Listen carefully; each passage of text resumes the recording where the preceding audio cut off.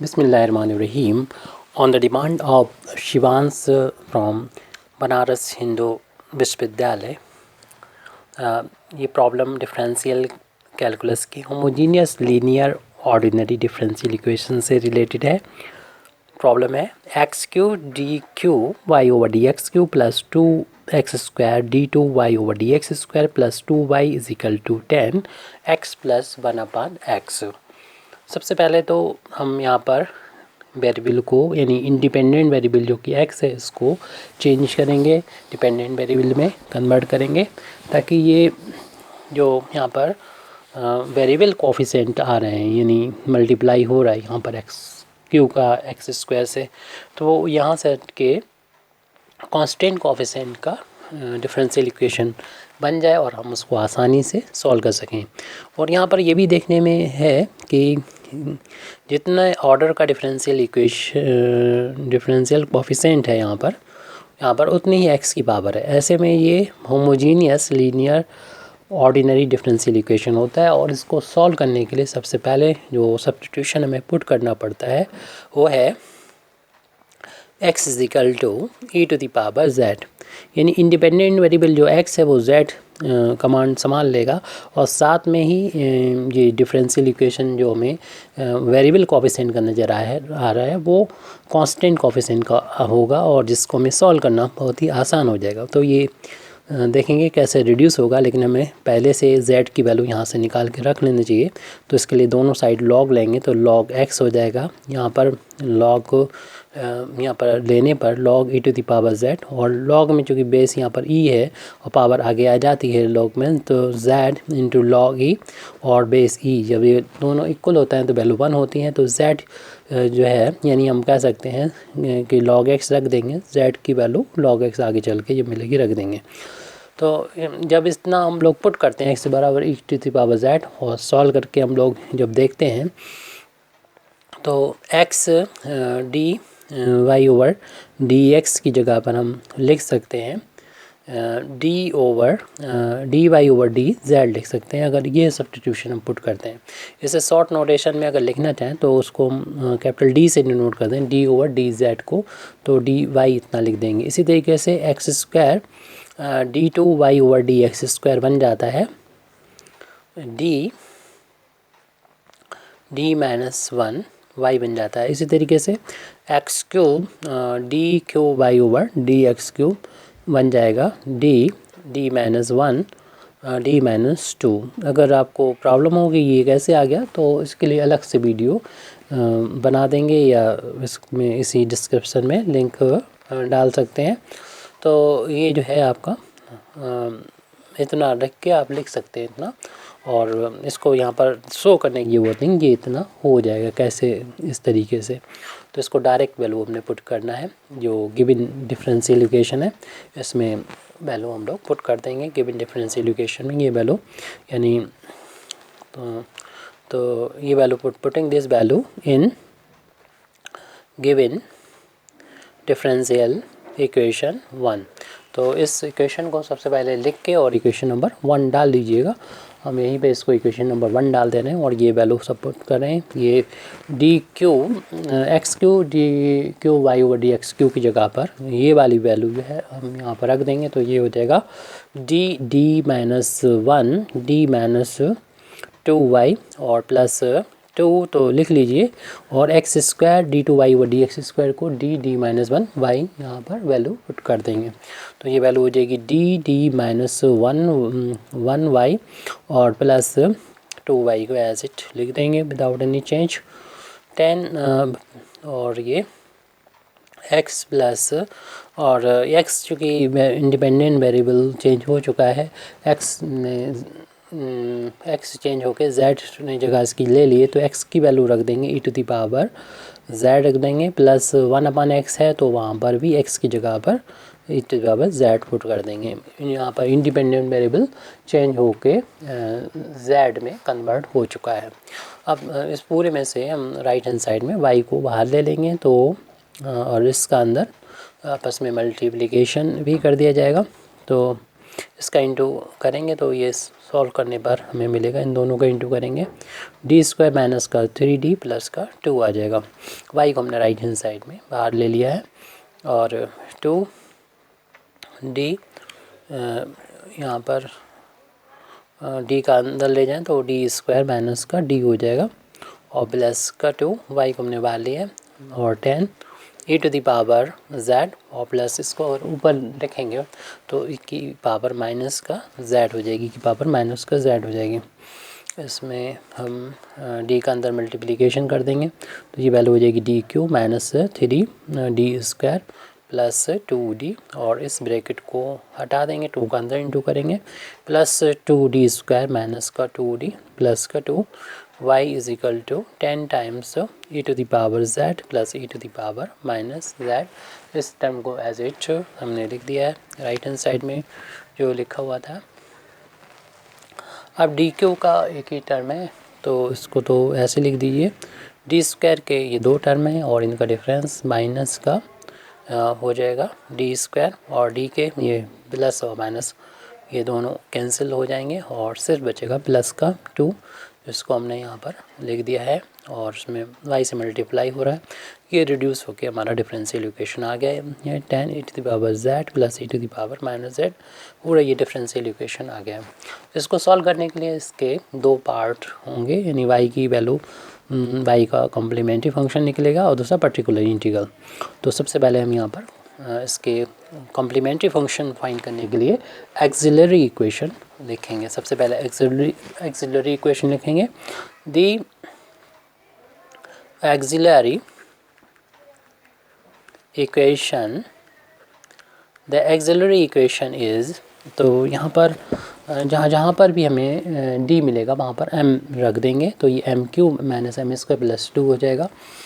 m cube minus m square plus 2 और right hand side में 0, जो भी y को कोफिशिएंट था और d का फंक्शन था, d की जगह पर m पुट करके ये निकाला। और ये इसके हमें फैक्टर करना होंगे। इसके फैक्टर करने के लिए हम देखेंगे m इज इक्वल टू अगर -1 यहाँ पर रखा जाएगा तो ये वैल्यू 0 के बराबर आ रही है, क्योंकि -1 तो ये हो जाएगा m की वैल्यू -1 रखने पर, m इज इक्वल टू अगर -1 रखते हैं यहाँ पर तो -1 का क्यूब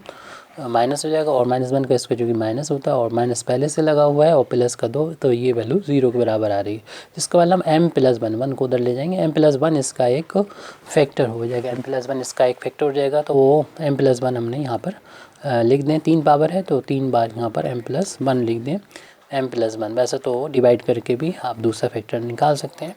दूसरा मेथड ये है, उसी से मिलता जुलता है कि m क्यूब बनाना है तो m स्क्वायर से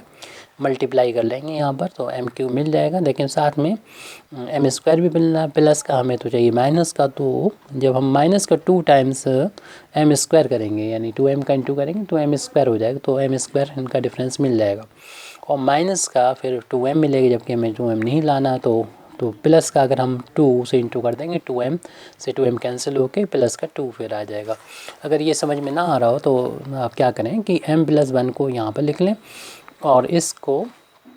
यहाँ पर लिख दें, यानी m cube minus m square plus 2 को और फिर डिवाइड करके कोशेंट आपको मिलेगा उतना ही जितना कि अब इसमें हम कॉमन ले रहे हैं m प्लस 1 को तीनों में से, तो पहले में m स्क्वायर बच रहा है, दूसरे में -2m मिल रहा है, प्लस का 2 बराबर 0, तो यहाँ पर मिल जाएगा, यानी m स्क्वायर से ये मल्टीप्लाई करेंगे तो हमें मिलेगा, यहाँ दोनों में इंटू करेंगे m स्क्वायर से, m क्यूब माइनस का m स्क्वायर हो जाएगा, घटाने पर ये कैंसिल हो जाएगा और ये भी कैंसिल, ये प्लस का है सॉरी, तो अब माइनस हो जाएगा, तो ये माइनस का 2 टाइम्स m स्क्वायर और प्लस का 2 और ये बचा हुआ है, तो इसको इसके बराबर बनाने के लिए हमें पहले तो -2 और फिर m से इंटू करना चाहिए, तो ताकि -2m स्क्वायर हो जाए, इसका इंटू यहाँ होगा तो माइनस का 2m मिलेगा और घटाने पर इसके साइन चेंज हो जाएंगे, ये कैंसिल हो जाएगा और ये प्लस का 2m और प्लस का 2 है और फिर 2 से जब इंटू करेंगे तो 2m प्लस का 2 हो जाएगा और घटाने पर पूरा ये कैंसिल हो जाएगा, रिमाइंडर 0 आ जाएगा। तो ये दूसरा फैक्टर हमें मिल गया, इस तरीके से भी लिख सकते हैं, यानी इस लाइन को ना लिख के m प्लस 1 वाला फैक्टर और फिर उसके बाद जो डिवाइड करने पाया है वो फैक्टर लिख देंगे। अब यहाँ से m की वैल्यू फाइंड कर लें। इस वाले फैक्टर से m की वैल्यू तो हो जाएगी -1 के बराबर, और इस वाले फैक्टर से m की वैल्यू को निकालने के लिए m² माइनस का 2m प्लस का 2 = 0। तो इसमें ये वाला फार्मूला लगाएंगे, ax² plus bx plus c बराबर 0। इसके में x की वैल्यू निकालने के लिए फार्मूला होता है माइनस का b plus minus √b² minus 4ac/2a। इस फार्मूले का यहाँ पर यूज़ करेंगे तो m की वैल्यू यहाँ मिलेगी, m फार्मूला होता है माइनस b, माइनस यानी 2 हो जाएगा, प्लस माइनस √b² यानी -2 का स्क्वायर माइनस 4a की वैल्यू 1 है और c की वैल्यू 2 है/2 × a। और उसके बाद m की वैल्यू आ जाएगी माइनस माइनस प्लस का 2 प्लस माइनस √2 का स्क्वायर माइनस का 2 का स्क्वायर प्लस का 4 हो जाएगा, और ये वैल्यू 8 हो जाएगी/2। तो m की वैल्यू m2 प्लस माइनस की वैल्यू माइनस का 4 बचेगी/2, और यहाँ से 4 निकल आएगा 2 की फॉर्म में, लेकिन रूट में -1 रह जाएगा, और स्क्वायर रूट -1 हम लोग जानते हैं ये वैल्यू i के बराबर होती है। और हम यहाँ से न्यूमरेटर में से 2 को कॉमन लेंगे तो 1 प्लस माइनस i/2 ये कैंसिल होके m की 2 वैल्यू मिल रही हैं, एक 1 प्लस i और दूसरी 1 माइनस i। इसको अलग अलग करके लिखना चाहें तो अलग करके भी लिख सकते हैं, वैसे m की वैल्यू हमेशा कॉन्जुगेट फॉर्म में ही आपको मिलेगी। अगर m की वैल्यू कोई कॉम्प्लेक्स नंबर आए, यानी यस कॉम्प्लेक्स नंबर है या इमेजिनरी, तो कॉन्जुगेट की फॉर्म में ही होती। तो m की यानी हमारे पास 3 वैल्यू मिली, एक तो पहले ही -1 मिल चुकी है, दूसरी एक तो 1 प्लस i है, दूसरी 1 माइनस i। तो इस बेस पर हम m की वैल्यू की बेस पर हम कॉम्प्लीमेंट्री फंक्शन y के लिए लिख सकते हैं, जो पहले तो z की फॉर्म में आएगा, यानी क्योंकि इंडिपेंडेंट वेरिएबल अभी z है जो हमारा डिफरेंशियल इक्वेशन हमारा चल रहा था। तो c1e⁻⁻1 ये और इंटू z लिखेंगे, और चूँकि ये इसका रियल पार्ट 1 है तो रियल पार्ट के लिए आप क्या करें e⁻1 × z कर दें, और इमेजिनरी पार्ट आ जाएगा ये एंगल में आ जाएगा, यानी कॉस जो i को कोफिशिएंट नहीं लिखा तो 1 होता है, 1 × z हो जाएगा, प्लस i × साइन ए वाला एंगल जो भी यहाँ लिखा है 1z मीन्स z। तो यहाँ पर 1 से इंटू करके z ही लिख दें, और फिर हम x में वापस आ जाएँ, x की फॉर्म में इसको लिख दें। हम लोगों को पता है e⁻z की वैल्यू x के बराबर है, तो इसे इस तरीके से लिख सकते हैं e⁻z, और -1 को हम बाहर ऐसे करके लिख सकते हैं, प्लस e⁻z ऐसे लिखा रहना है क्योंकि हम इसकी वैल्यू x लिख सकते हैं, और हमने z की वैल्यू निकाल रखी है log x के बराबर, वो अगली स्टेप में यहाँ पर रख देंगे, क्योंकि इंडिपेंडेंट वेरिएबल जो है जो गिवन था वो तो x ही है, तो x में कन्वर्ट करना था, z तो अपनी तरफ से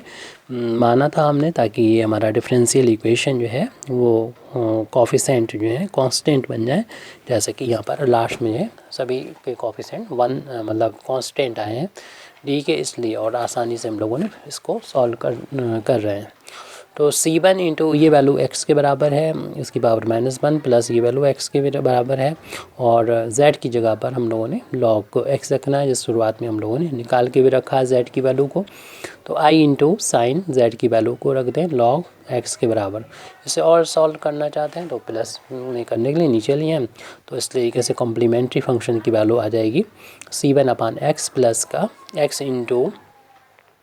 cos of log x plus i into sine of log x। अब इसके बाद हमें पर्टिकुलर इंटीग्रल की वैल्यू को फाइंड करना पड़ेगा। तो पर्टिकुलर इंटीग्रल की वैल्यू को फाइंड करने के लिए हमको पर्टिकुलर इंटीग्रल की वैल्यू को सॉल्व करने के लिए यहाँ पर हम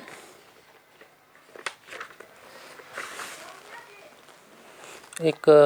ये थोड़ी सी प्रॉब्लम गलती चल रही है कि 3m की वैल्यू आई थी, तो यहाँ पर जो कांस्टेंट है वो भी 3 होना चाहिए था, तो यहाँ पर लिखने में गलती हुई हमारी, तो उसमें यहाँ पर सुधार कर लें, बल्कि काफ़ी गलती कर दी हमने। c1 आएगा और साथ में ये c2 इधर आएगा और इधर c3 आएगा, c3 आएगा। तो यहाँ पर c1 और c2 और प्लस का c3 आएगा। यहाँ पर c2 आता है c2 और ये c3 आएगा, i नहीं होता यहाँ पर, सॉरी। तो ये हो जाएगा c2 लिख दीजिए, c2 cos of log x प्लस C3, C1 बाहर है, C2 ये, C3 तीन होते हैं आर्बिट्रेरी कांस्टेंट अगर m की तीन वैल्यू हैं तो C2 और C3। तो यहाँ पर C3 कर लीजिए, तो C1 C2 और C3। तो ये हमारा कम्प्लीमेंट्री फंक्शन कंप्लीट आ चुका है। अब पर्टिकुलर इंटीग्रल की वैल्यू को फाइंड करेंगे। तो पर्टिकुलर इंटीग्रल कैसे निकाला जाता है? पर्टिकुलर इंटीग्रल अगर हमको फाइंड करना हो तो 1 में कर लें बाई का वो कोफिशेंट जो हमारा डिफरेंशियल इक्वेशन बना था, उसमें वाई का जो कोफिशेंट है डी की बार में पूरा वहाँ पर लिख देंगे, डी क्यू माइनस का डी स्क्वायर प्लस का 2, डी क्यू माइनस का डी स्क्वायर प्लस 2। और राइट हैंड साइड में जो इसके है उसको राइट हैंड साइड में जो लिखा है वो फंक्शन लिख देंगे यहाँ पर। इसका हमें पर्टिकुलर इंटीग्रल निकालना है 10 times e to the power z plus e to the power minus z। अब इसको अंदर 10 का तो कांस्टेंट है, तो इसको तो हम बाहर भी लिख सकते हैं या बाहर लिख दीजिए। और इसको जब अंदर ऑपरेट करेंगे तो 1/डी cube minus D square plus 2 पर अलग लगेगा z लगा दें, और ये यहाँ पर d cube minus D square plus 2 e to the power minus z पर अप्लाई कर दें। और हम लोग जानते हैं कि इसके दो फार्मूले होते हैं। एक तो अगर हम z का जो कोफिशेंट है यहाँ पर नहीं लिखा तो 1 है, तो 1 को अगर यहाँ पर रखने पर इधर 0 नहीं मिल रहा है तो आप इसमें रख सकते हैं, इसकी पर्टिकुलर इंटीग्रल की वैल्यू आ जाएगी। तो यहाँ पर अगर देखिए z का कोफिशेंट जो कि 1 है, 1 रखने पर 1 का क्यूब 1 होता है और 1 का स्क्वायर 1 कैंसिल होकर सिर्फ 2 बचेगा। ये तो इसमें कोई प्रॉब्लम नहीं है, तो हम इसे आसानी से सॉल्व कर सकते हैं। यानी जहाँ पर भी d मिले वहाँ पर जो e की पावर z हो तभी ये फार्मूला अप्लीकेबल होता है। शॉर्टकट फार्मूला है, z को कोफिशेंट 1 है तो d की जगह पर 1 रख दीजिए और ये सॉल्व हो जाएगा e की पावर z। यही काम अगर यहाँ पर करेंगे तो देखिए -1 ये भी हो जाएगा, और माइनस जब चल ही रहा है -1 का स्क्वायर +1 हो जाएगा। तो लेकिन माइनस पहले से तो -1 -2 हो जाएगा और +2 अपान में 0 आ जाएगा। तो फिर ये वाला जो फार्मूला यहाँ पर अप्लाई किया तो वो इधर नहीं कर सकते। यानी उस केस में वैसे तो ये फार्मूला होता है कि एफ डी का कोई फंक्शन हो और यहाँ पर e की पावर az हो, तो आप क्या करें कि जहाँ पर d है वहाँ पर इसका जो कोफिशेंट है वो रख दे। ये वाला फार्मूला तो हमने यहाँ पर लगाया था, ये अप्लाई तब होता है जब f a की वैल्यू 0 के बराबर नहीं होती है, जैसा कि इसमें था। लेकिन अगर 0 के बराबर हो जाए तो फार्मूला क्या लगाएंगे? अगर इफ़ एफ ए की वैल्यू 0 के बराबर आ जाए, यानी a यहाँ पर -1 था और वो हमने यहाँ पर रखा, ये वैल्यू फंक्शन जो है वो डी एफ की वैल्यू जो है वो 0 के बराबर आ रही है। ऐसे केस में हमें ये फार्मूला लगाना चाहिए कि 1/f डी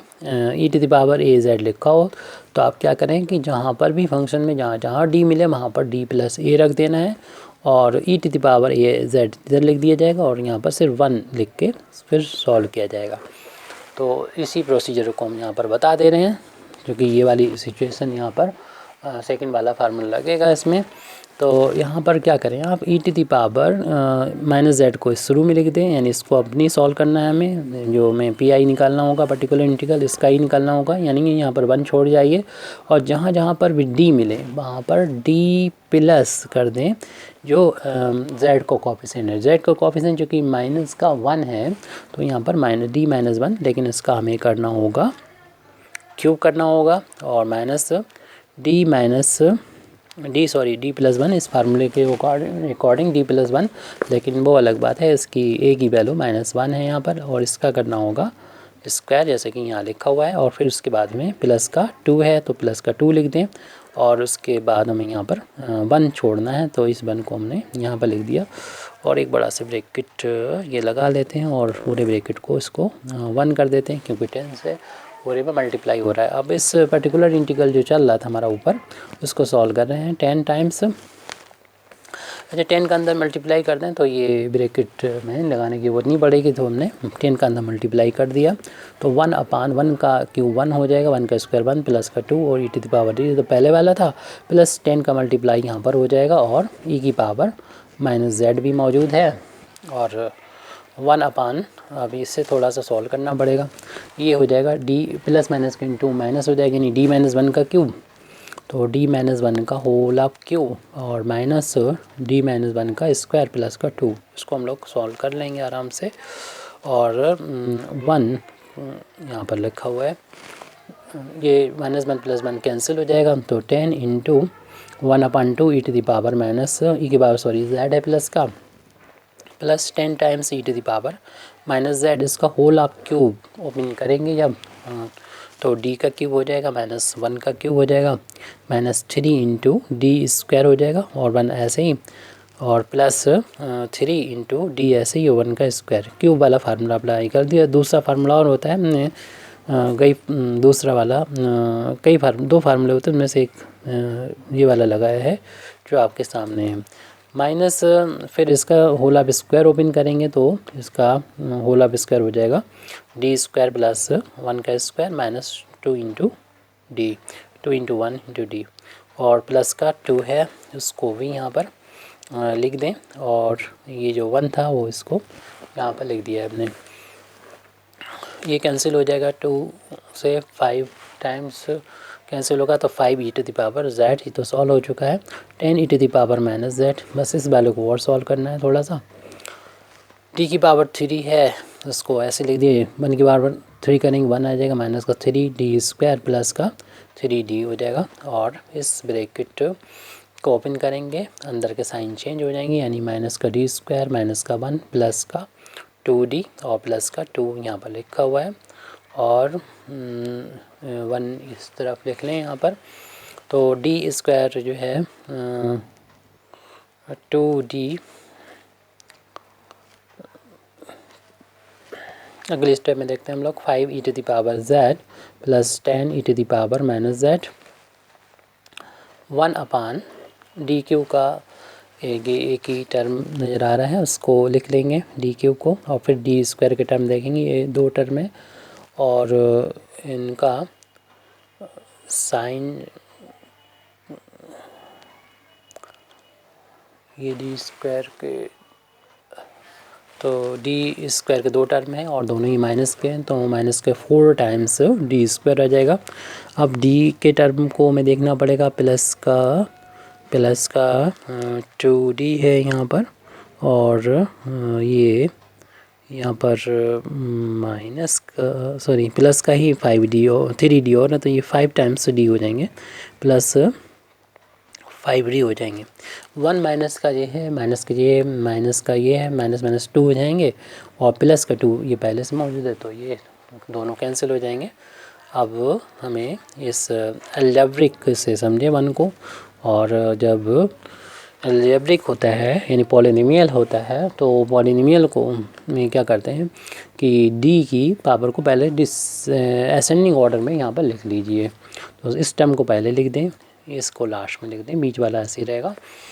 तो अगले स्टेप में हम लोग लिखते हैं, हम ये वैल्यू जो फाइंड करना है वो पर्टिकुलर इंटीग्रल की वैल्यू निकालना है, 5 e to the power Z plus 10 times e to the power minus Z upon D cube minus 4d square, और सॉरी अभी हमने बोला था कि हम लिखेंगे 5d को पहले लिखेंगे, तो 5d पहले लिख दीजिए, सॉरी, माइनस 4d स्क्वायर और प्लस का d की पावर 3, और यहाँ पर 1 जैसा है वैसे यहाँ पर लिखा रहेगा। ये हम पॉलिनोमियल समझ के इसको पर अप्लाई कर रहे हैं, पर्टिकुलर इंटीग्रल की वैल्यू को फाइंड कर रहे हैं। 5 ई की पावर जेड, 10 ई की पावर माइनस जेड और 1 अपान, अब क्या करते हैं कि इस की जगह पर 1 लाने के लिए 5d यानी जो भी है उसे कॉमन ले लेंगे, तो यहाँ 1 बचेगा, और बाकी जो टर्म है उसको आप एक ब्रैकेट में पहले 1 कर दो, और उसके बाद माइनस यानी 4d square plus D Q, उसको 1 मानते हुए अपान में जितना भी हमने कॉमन लिया वो अपान में आ जाएगा 5d, यानी इस पूरे को x समझेंगे, और 1 प्लस एक्स की पावर n वाला फार्मूला लगाएंगे पॉलिनोमियल, और उसके लिए पहले न्यूमरेटर में ले जाए, अभी होल पावर 1 है प्लस की, तो ऊपर ले जाएंगे तो -1 हो जाएगी।